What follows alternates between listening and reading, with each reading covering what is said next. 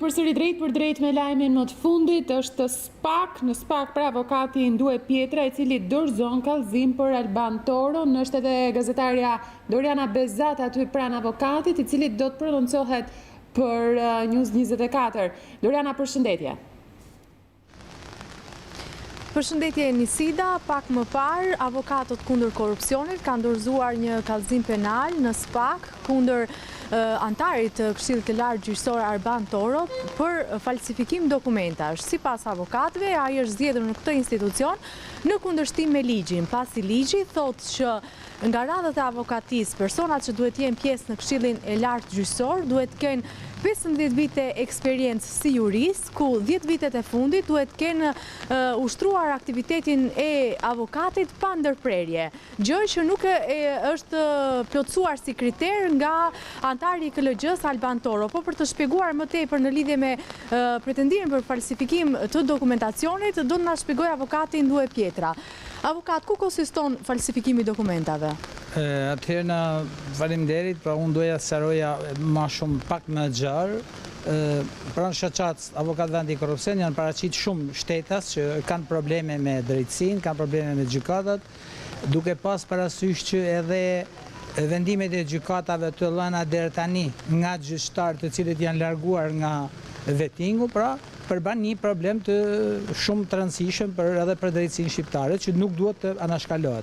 Rasti konkret, avokatët antikorrupsion janë vënë lëvizje të këtyre problemeve dhe përfundimisht kanë arritur në konkluzionin që përveç gjitha veprimeve të tjera, rezulton që në sistemin e drejtësisë në institucionet KLG, KLP dhe ILD, pra kemi disa persona të cilët nuk e kanë merituar të zgjidhen ose janë zgjidhur në kundërshtim me ligjin me dokumentat falsifikum.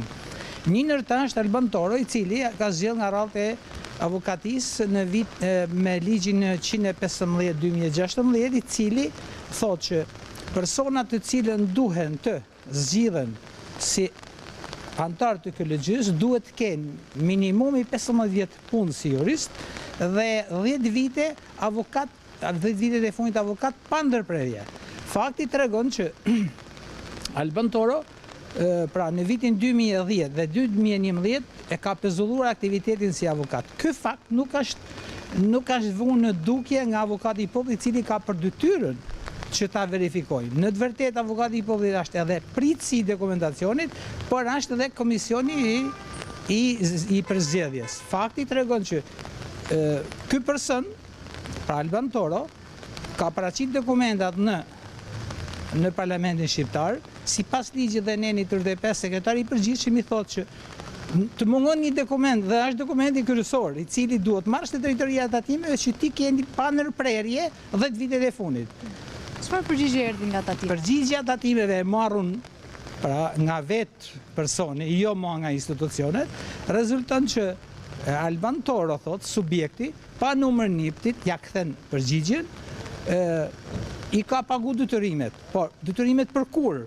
Pra, kërkesa është bën shumë indirekte dhe postafat për ta ndihmuar atë. Por ama Parlamenti Shqiptar e ka konstatuar një fakt të tillë. Por ama pse është ka anashkaluar në komision dhe pastaj që është votuar është tjetër gjë.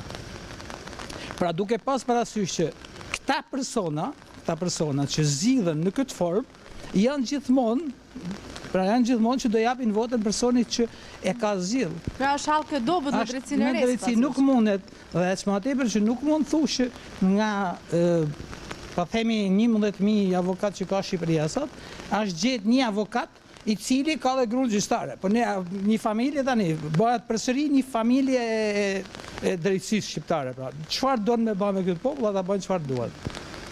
Çfarë përgjigje morët nga SPAK-u? Deri tani sapo e kemi dorëzuar, pra depozituar dhe jemi në pritje të gjitha veprimeve të tjera që mendoj që së shpejti SPAK-u nuk deri tani SPAK-u ka qenë korrekt me veprimet, qoftë me të zgjedhurit, qoftë me gjitha veprimet. Por ama a do ta vazhdojnë apo do të ketë një kamulje apo do të ketë ndonjë presion është tjetër gjë. Por gjithsesi ne nuk do ta lëmë asnjëherë derisa ta vazhdojnë, derisa drejtësia të veten në vend. Faleminderit. Faleminderit. Po Nisida? Po, Doriana, faleminderit për informacionin, falenderojmë edhe avokatin, ishim drejt për drejt nderuar shikues, ndërkohë që do të zhvendosemi përsëri live ke kolegja Klodiana Lala ka të tjera informacione.